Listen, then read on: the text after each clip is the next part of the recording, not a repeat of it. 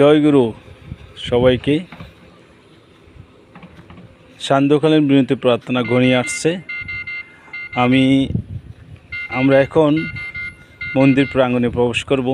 Main গেটের বাইরে আছি, আউটসাইডে আছি। আমাদের এই রোডটা 25 ফিট প্রশস্ত রোড। এই যে বিল্ডিংগুলো দেখা যাচ্ছে, এই বিল্ডিংগুলো হচ্ছে ডিওসিস,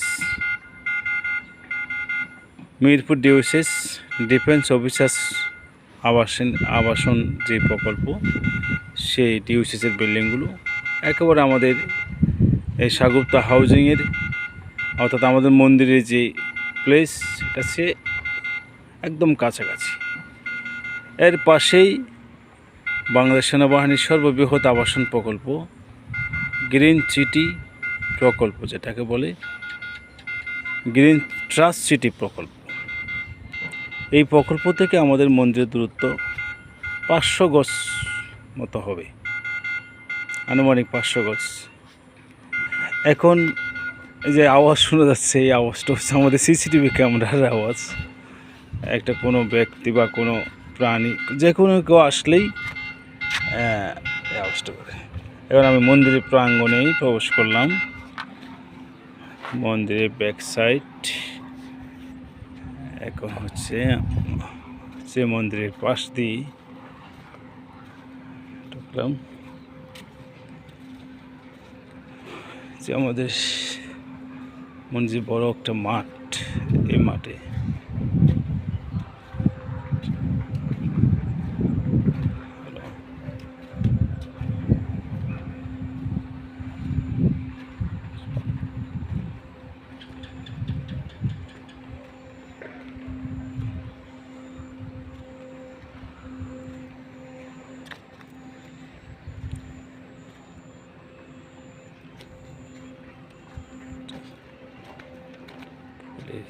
ফুলের বাগান, ফুলের ছাড়া, কি সুন্দর।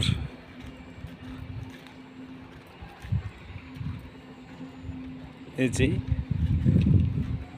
পাশে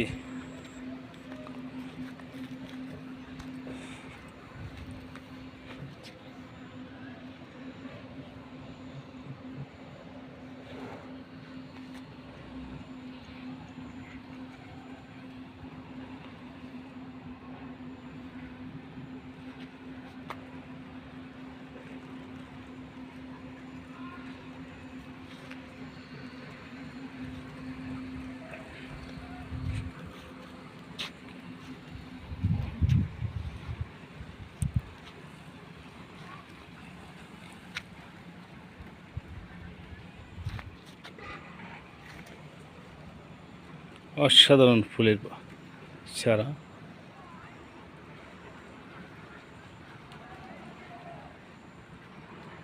ফুল ঠাকুর খুব পছন্দ করত, ঠাকুরের প্রিয় ফুল ছিলেন। আমাদের তুলসী গাছ আছে, তুলসী গাছ, অনেকগুলো তুলসী গাছ আছে।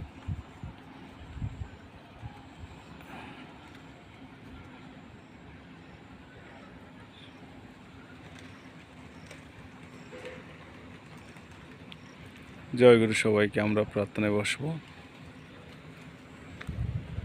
যাই হোক, আগামীকাল সাপ্তাহিক অধিবেশনে উপস্থিত হওয়ার জন্য আমি সকল ভক্তপ্রাণ দাদা মায়েদের অনুরোধ করছি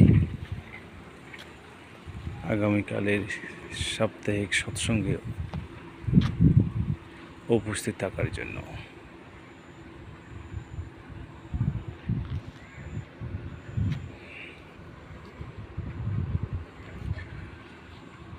সন্ধ্যাকালীন বিনতি প্রার্থনার 4 মিনিট বাকি আছে। এখন আমরা শ্রীমন্দিরে প্রবেশ করব।